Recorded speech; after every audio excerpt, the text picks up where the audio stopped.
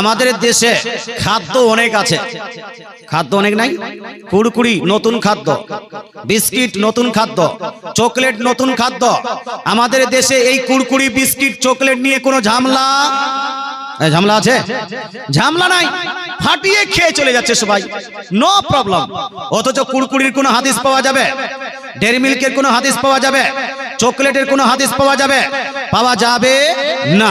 আমাদের দেশে শুধু একটা খাদ্য নিয়ে ঝামেলা, সেটা হলো শবে বরাতের হালুয়া। হয় কি হয় না ভাই? হ্যাঁ, সব খাদ্য বাদ দিয়েছে, সব খাদ্য খেয়ে চলে যাচ্ছে, কোনো ঝামেলা নাই। আর শবে বরাতের হালুয়া আসলে সেই আপনার হালুয়া নিয়ে টানাটানি লেগে যায়, বেদাত শিরকের ফতোয়া লাগিয়ে দিয়ে চলে যায়। মুসলমান, আপনাকে বলতে চাই, কেউ যদি হালুয়া না খেতে চান না খান গা, আমি আপনাকে নিষেধ করব না বা খেতেও বলবো না। মুসলমান, কিন্তু কেউ যদি হালুয়া খায়, হালুয়া খাওয়ার কারণে তাকে বিদাতি বলা যাবে? যাবে যাবে বিদাত, নাজায়েজ, হারাম হালুয়াকে বলা যাবে না। কারণ পৃথিবীর মধ্যে কুরকুরি, মুড়মুড়ি, হুড়হুড়ি যা খাচ্ছেন এগুলার কোনো হাদিস পাওয়া যায় না। কিন্তু হালুয়ার প্রসঙ্গে শুধু বুখারী শরীফের মধ্যে, বুখারী শরীফের মধ্যে 6খানা হাদিস আছে। জোরে বলে সুবহানাল্লাহ। বিশ্বের মধ্যে সর্বশ্রেষ্ঠ হাদিসের কিতাব বুখারী শরীফ। এই বুখারী শরীফের মধ্যে 6খানা হাদিস আছে। আম্মা জান আয়েশা সিদ্দিকা রাদিয়াল্লাহু তাআলা আনহা বলছেন, কানা রাসূলুল্লাহ সাল্লাল্লাহু তাআলা আলাইহি ওয়াসাল্লাম ইউহিব্বুল হালওয়া ওয়াল আসলা, অর্থাৎ দয়ার নবী মায়ের নবী হালুয়া এবং মধুকে খুব ভালোবাসতেন। জোরে বলেন সুবহানাল্লাহ। কোন কোন খাদ্য বাপ? হালুয়া আর মধু নবীজি ভালোবাসতেন। তার মানে কি এটা বেদাত? মধু খাওয়া যাবে না? যাবে না? মধু খাও এ বাবু, মধু খেলে বাচ্চাকে যদি মধু খাওয়ান, বাচ্চার সর্দি কাশ লাগবে না। বাচ্চার যৌবন কালে যদি মধু খান, যৌবন আপনার স্ট্রং থাকবে। বৃদ্ধ মানুষ যদি মধু খায়, বৃদ্ধর অনেকগুলো সুযোগ সুবিধা আছে। মুসলমান, মধু খাওয়াটা রাসূলুল্লাহর পছন্দনীয় খাদ্য, এটাকে কোনোদিন বেদাত বলা যাবে না। আচ্ছা, আমি আজকের দিনে মধু খেতে পারি কি পারি না? আজকে জালসার দিনে খেতে পারি কি পারি না? এখন কোন ব্যক্তি বলছে না, জালসাতে খাওয়া যাবে না, জালসাতে খাওয়ার হাদিস নাই। হাদিস আছে মধু খাওয়ার, যেই দিন পারবো সেই দিন খাবো, নাকি ভাই? জায়েজ হবে না? না জায়েজ, জায়েজ হবে, এটা না জায়েজ হবে না। কেউ যদি বিয়ের দিন মধু খেতে চায়, জায়েজ হবে। কেউ যদি ওলিমার দিন মধু খেতে চায়, জায়েজ হবে। কেউ যদি কুরবানির দিন মধু খেতে চায়, জায়েজ হবে। কেউ যদি বাচ্চা জন্ম দেওয়ার পরে মধু খেতে চায়, জায়েজ হবে। কেউ যদি জালসার দিনে মধু খেতে চায়, জায়েজ হবে। তদ্রূপ হালুয়াটা হলো নবীজির পছন্দের খাদ্য, এই হালুয়াকে বেদাত বলা যাবে না। বিয়ের দিনে হালুয়া খেলে জায়েজ হবে, কুরবানির দিনে হালুয়া খেলে জায়েজ হবে, ঈদের দিন হালুয়া খেলে জায়েজ হবে, ওলিমার দিন হালুয়া খেলে জায়েজ হবে, মুহররমের দিনে হালুয়া খেলে জায়েজ হবে। আজকের দিনে কেউ যদি হালুয়া খায়, এটাও জায়েজ হবে। তো আজকের দিনটাকে বাদ দিয়ে আগামী কালকে কোন সুন্নি মুসলমান যদি হালুয়া বানায়, ওটা কি হারাম হয়ে যাবে? হারাম হয়ে যাবে? না না না না। যেই ব্যক্তি আগামী কালকে মহিলারা যদি হালুয়া বানায়, ওটাকে কেউ যদি নাজায়েজ বলে, যে নাজায়েজ বলবে ও নিজেই নাজায়েজ প্রমাণ হবে। যে হারাম বলবে ও নিজেই হারাম প্রমাণিত হবে। যে এটাকে বিদআত বলবে সে নিজেই বিদআতি প্রমাণিত হবে। হালুয়া খাওয়া জায়েজ, যেই দিন চাইবে সেই দিন খাবে। কথা বোঝা গেল ভাই? হ্যাঁ, তা আগামী কাল শবে বরাত যদি মহিলারা চায় হালুয়া রুটি তৈরি করতে পারবে না? পারবে না? পারবে। মুসলমান, আমাদের মহিলারা আপনাদের দিকে কয়টা করে রোজা রাখে? 2টা। গত বছর সম্ভবত আমি বলেছিলাম, এই প্রসঙ্গে কিছু আলোচনা করেছিলাম। শবে বরাতকে কেন্দ্র করে কেউ যদি একটা রোজা রাখে জায়েজ, কেউ যদি 2টা রোজা রাখে জায়েজ, কেউ যদি 3টা রোজা রাখে এটাও জায়েজ। কিন্তু একটু পার্থক্য আছে। শবে বরাতকে কেন্দ্র করে একটা যদি রোজা রাখেন, একটা রোজার নেকি পাবেন। 2টা রোজা রাখলে 2টা রোজার নেকি পাবেন। কেউ যদি 3টা রোজা রাখে, পূর্ণ 1 মাস 30 দিন রোজা রাখার নেকি পাবেন। জোরে বলেন সুবহানাল্লাহ। কতদিন? তো সব থেকে উত্তম কোনটা হবে? 3টা রাখাটা সব থেকে উত্তম হবে। মুসলমান, আপনাকে যদি একটা রাখেন, নো প্রবলেম। আমি বলছি না একটা রাখলে হবে না, 2টা রাখলে হবে না, এটা আমি বলছি না। একটা রাখলেও হবে, 2টা রাখলেও হবে। মুসলমান, কিন্তু 3টি রোজা রাখলে আপনি পূর্ণ 30 দিন রোজা রাখার নেকি পাবেন। তবে 3টি রোজা রাখলে কোন কোন দিন রাখতে হবে, ডেট এন্ড টাইম রাসূলুল্লাহ বলে দিয়েছেন তিরমিজি শরীফের মধ্যে। চাঁদের 13 তারিখ, চাঁদের 14 তারিখ, চাঁদের 15 তারিখ। কত তারিখ বললাম? চাঁদের 13, চাঁদের 14, চাঁদের 15, চাঁদের 13 অতিবাহিত হয়ে গেছে, শেষ হয়ে গেছে। তার মানে ওটার সুযোগ পেলেন না। এখন 2 দিন আর আছে। চাঁদের 14 তারিখটা আছে, চাঁদের 15 তারিখটা আছে। এই বছর 2টা রোজা রাখেন। আর আগামী বছর, ও মা বোন, আপনাদের উদ্দেশ্যে বলছি, আগামী বছর যদি সুযোগ পান তাহলে রোজা রাখবেন কয়টা? 3টা রোজা রাখবেন। 3টি যদি কেউ মহিলা রোজা রাখে, পূর্ণ 1 মাস রোজা রাখার নেকি আল্লাহ তাআলা ওই মহিলাদেরকে মহিলাদের নামাল আমলে লিপিবদ্ধ করবে। জোরে বলেন সুবহানাল্লাহ। মুসলমান, এই সহি নামাজটা আমি প্রায় 10 পিস নিয়ে এসেছি বাপ। আমি আপনাদেরকে রিকোয়েস্ট করব, এই এলাকাটাতে অনেক বেশি ঝামেলা আছে। এই উদ্দেশ্যে যুবকদেরকে অনুরোধ করব, বইটির দাম খুব একটা বেশি নয়। এত মোটা বই 250 টাকা দাম, কিন্তু 250 টাকা নয়, মাত্র 150 টাকা নিব। বইটাতে আপনার ওই যে নামাজের শুরু থেকে শেষ পর্যন্ত তাকবীর দিবেন তো হাত কত দূর পর্যন্ত উঠাবেন, মুসলমান কান পর্যন্ত হাদিস কোন কোন সহি কিতাবের মধ্যে কোন কোন হাদিসের কিতাবে আছে, প্রত্যেকটা হাদিস এখানে উল্লেখ করে দেওয়া হয়েছে। নিয়ত করার হাদিস বইটিতে পাবেন, নাভির নিচে হাত বাঁধার হাদিস বইটিতে পাবেন, ইমামের পিছনে সূরা ফাতিহা পাঠ করতে হবে না, অসংখ্য হাদিস এই বইটিতে আছে। তারাবির রাকাত সংখ্যা 8 না 20? এই 20 না 8? 20 রাকাতের এখানে দলিল আপনার 20 থেকেও বেশি, 20টারও বেশি এখানে দলিল দেওয়া আছে। আপনারা তকবীর, ঈদের তকবীর দেন কয়টা? 6টা না 12টা? 6 তকবীর ঈদের নামাজ পড়েন। এখানে দলিল অসংখ্য লিপিবদ্ধ করে দিয়েছি। মহিলারা মসজিদে যাবে না, মহিলারা ঈদগাহে নামাজ পড়বে না, মহিলারা বাড়িতেই নামাজ পড়বে। অসংখ্য দলিল আমি এই কিতাবের মধ্যে লিপিবদ্ধ করে দিয়েছি। মাত্র 150 টাকায় বইটা। অবশ্যই 1 পিস করে নেবেন, 1 পিস করে নেবেন। সহি নামাজ বই আমি দিতে পারছি না, এই জন্য মাত্র 10 পিস করে বই খালি সব জায়গায় খালি প্রচার করার জন্য নিয়ে যাওয়া হচ্ছে।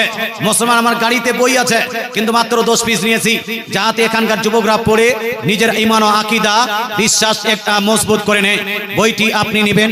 প্রথম থেকে শুরু, নামাজের প্রথম থেকে শুরু করে আপনার নামাজের সালাম পর্যন্ত, সালামের পরে হাত তুলে দোয়া, সম্মিলিত মুনাজাত পর্যন্ত সব দলিল দিয়ে বইটি লিপিবদ্ধ করে দিয়েছি। ওঠার আগে বললো যে প্রশ্ন থাকলে করতে পারেন। কারো কোনো প্রশ্ন থাকলে করতে পারেন। লেখার জায়গা নাই, লেখার কাগজ কলম নাই, যদি চান তো প্রশ্ন করতে পারেন। এই জিজ্ঞেস করেন নাকি দাদু? বলেন বলেন, কি বলছে? আচ্ছা, পীরকে সাজদা করছে, এটা করা যাবে কি যাবে না? আহলে সুন্নাতুল জামাতের মতে একমাত্র সাজদার যোগ্য কে? আল্লাহ। আল্লাহ তাআলা ছাড়া কাউকে সাজদা করা যাবে না। মুসনাদে আহমদের মধ্যে স্পষ্ট হাদিস, রাসূলুল্লাহ বলছেন, যদি আমি আল্লাহ ছাড়া অন্য কাউকে সাজদা করার পারমিশন দিতাম, তাহলে মহিলাদেরকে বলতাম নিজ নিজ স্বামীকে সাজদা করো। কথা বোঝা গেল? তাহলে পীরকে সাজদা করা যাবে না, মাজারকে সাজদা করা যাবে না, কবরকে সাজদা করা যাবে না।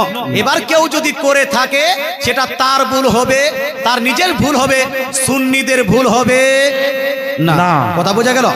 কেউ যদি গিয়ে করে থাকে সেটা পার্সোনাল, তার ভুল। আচ্ছা, মসজিদে গিয়ে মানুষ ভুল করে কি করে না? করে কি করে না? ওযু করতে গিয়ে ভুল করছে, নামাজ পড়তে গিয়ে ভুল করছে, আত্তাহিয়াত পড়তে গিয়ে ভুল করছে। তো এখন যদি মসজিদে গিয়ে কেউ নামাজ পড়তে গিয়ে ভুল করে গোটা মুসলমান সমাজকে বদনাম করা যাবে না? না, যে ভুল করেছে তার ভুল। তদ্রূপ কোন ব্যক্তি যদি পীরকে সাজদা করে সেটা তার ব্যক্তিগত ভুল হবে। যদি কেউ মাজারে গিয়ে সাজদা করবে তাহলে তার ব্যক্তিগত ভুল হবে। আমরা মাজারে সাজদা করার পক্ষে নয়, আমরা মাজারে জিয়ারত করার পক্ষে। জোরে বলেন সুবহানাল্লাহ। আর এই যে শবে বারাত আগামী কাল, যদি আপনারা পারেন রাত্রি বেলা গিয়ে বাপ দাদা 14 গোষ্ঠী যে ইন্তেকাল করে কবরস্থ হয়েছেন, এই কবরস্থানে গিয়ে আপনি কবর জিয়ারত করবেন। জোরে বলেন সুবহানাল্লাহ। কবর জিয়ারত করবেন। এটা রাসূলুল্লাহর সুন্নত। কোথায় আছে হাদিসটি শুনিয়ে দিই। সুনান তিরমিজি জিল নাম্বার 1 হাদিস নাম্বার 744 এর মধ্যে সেম হাদিস কে লিপিবদ্ধ আছে। সুনান ইবনে মাজাহ জিল নাম্বার 1 হাদিস নাম্বার 1452 এর মধ্যে রাসূলুল্লাহ সাল্লাল্লাহু আলাইহি ওয়াসাল্লামের প্রসঙ্গে আম্মা জান আয়েশা সিদ্দিকা রাদিয়াল্লাহু তাআলা আনহা বলছেন, ফাকাতু রাসূলুল্লাহ সাল্লাল্লাহু তাআলা আলাইহি ওয়াসাল্লাম যাতা লাইলাতিন, এক রাত্রিতে আমি দেখলাম রাসূলুল্লাহ বিছানায় নেই। আমি রাসূলুল্লাহকে খুঁজতে বের হলাম। খুঁজতে দেখলাম রাসূলুল্লাহ জান্নাতুল বাকি মদিনার কবরস্থানে দাঁড়িয়ে কবরস্থানে জিয়ারত করছেন। জোরে বলে সুবহানাল্লাহ। সুবহানাল্লাহ। রাত্রিবেলা রাসূলুল্লাহ মদিনার কবরস্থানে গিয়ে জিয়ারত করছেন। রাসূলুল্লাহ যখন আম্মা জান আয়েশার প্রসঙ্গে অনুভব করেছেন, আম্মা জান আয়েশাকে জিজ্ঞেস করলেন, আয়েশা তুমি কি মনে করো রাসূল তোমার সঙ্গে কোনো রকম খেয়ানত করেছে? তিনি বললেন, না ইয়া রাসূলুল্লাহ, এটা আমি মনে করিনি, তবে আমি ভেবেছিলাম হয়তো আপনি অন্য কোনো স্ত্রীর গৃহে প্রবেশ করেছেন, এই জন্য আপনাকে খুঁজতে বের হয়েছিলাম। রাসূলুল্লাহ সাল্লাল্লাহু আলাইহি ওয়াসাল্লামকে নবীজি সাল্লাল্লাহু আলাইহি ওয়াসাল্লাম আম্মা জান আয়েশাকে জিজ্ঞেস করলেন, আয়েশা তুমি কি জানো আজকের রাতটা কোন রাত? তিনি বললেন, আল্লাহ এবং আল্লাহ রাসূল ভালো জানেন। রাসূলুল্লাহ বলছেন, আজকের রাতটা হলো শাবান মাসের 15 তারিখের রাত, শাবে বারাত। জোরে বলেন সুবহানাল্লাহ। সুবহানাল্লাহ। কি ফজিলত এটা!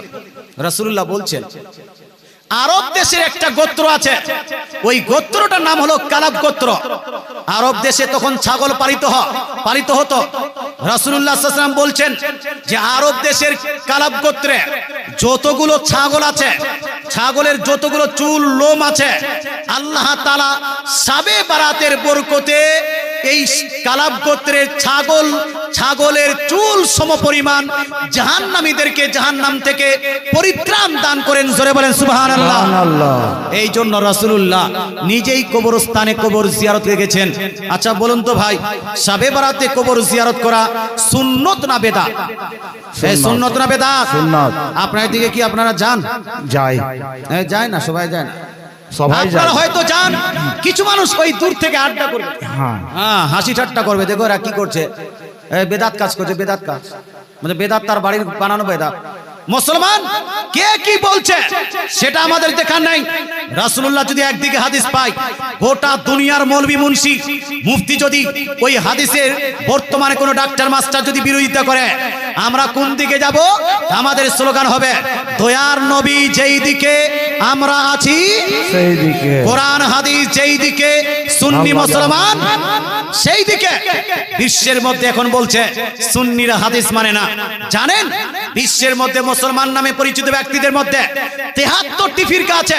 এই 73টি ফিরকার মধ্যে সব থেকে বেশি হাদিস ফলো করে কে? সুন্নিরা। সব থেকে বেশি কোরআন ফলো করে কে? সুন্নিরা। সব থেকে বেশি ইজমা ফলো করে কে? সুন্নিরা। সব থেকে বেশি সাহাবাদেরকে অনুসরণ করে কে? সুন্নিরা। সুন্নিদের মতো সুন্নিরা একাই একদিকে, আর 72 ফিরকা একদিকে। 72 ফিরকা মিলে যতগুলো দলিল দিতে পারে না, তার থেকে বেশি দলিল সুন্নিরা একাই দিতে পারে। জোরে বলেন সুবহানাল্লাহ। আর যদি নিতে চান বইটা নিয়ে একটু একবার পড়েন, দেখবেন আমার কথা মিথ্যা নয়। এতগুলো দলিল যেখানে আছে লিপিবদ্ধ, সেখানে হানাফি মাযহাবকে পরিত্যাগ করা যাবে না, সুন্নি পন্থাকে পরিত্যাগ করা যাবে না। কথা বোঝা গেল? তো সাজদা চলবে একমাত্র কার জন্য? আল্লাহর জন্য। পীরের জন্য সাজদা নয়, মাজারের জন্য সাজদা নয়।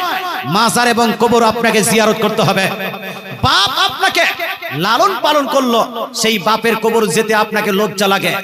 মুসলমান মা আপনাকে দুধ পান করিয়েছে, সেই মায়ের কবরে গিয়ে একটু দোয়া করবেন, সেটা করতে আপনাকে লজ্জা লাগে। তখন আপনি মাস্টারের কথাতে কবর জিয়ারতটা বাদ দিয়ে দিয়েছেন। কবর জিয়ারতের দলিল আমি তো 2টা দিলাম, আরো দলিল নেন। সহিহ মুসলিম শরীফ জিল নাম্বার 1 পৃষ্ঠা নাম্বার 313 মধ্যে দলিল লিপিবদ্ধ আছে। সুনান ইবনে মাজাহ জিল নাম্বার 1 পৃষ্ঠা নাম্বার 112 মধ্যে দলিল লিপিবদ্ধ আছে। সুনান নাসাই জিল নাম্বার 1 পৃষ্ঠা নাম্বার 221 এর মধ্যে দলিল লিপিবদ্ধ আছে। সুনানে আপনার তিরমিজি জিল নাম্বার 1 চ্যাপ্টার নেম বাবু মা জাফির রুকসাতি ফি জিয়ারাতিল কুবরের মধ্যে কবর জিয়ারতের দলিল লিপিবদ্ধ আছে। সুনান আবু দাউদ জিল নাম্বার 2 চ্যাপ্টার নেম বাবুন ফি জিয়ারাতিল কুবরের মধ্যে কবর এবং মাজার জিয়ারতের দলিল লিপিবদ্ধ আছে। জোরে বলে সুবহানাল্লাহ। সুবহানাল্লাহ। তাই বাপ মায়ের কবর জিয়ারত বন্ধ করা যাবে না, যাবে না। ওলিয়া উলিয়াদের মাজার জিয়ারত বন্ধ করা যাবে না, যাবে না। কারো কোথাতে বন্ধ করা যাবে না। না। আপনার প্রশ্ন সমাধান হলো। এখানে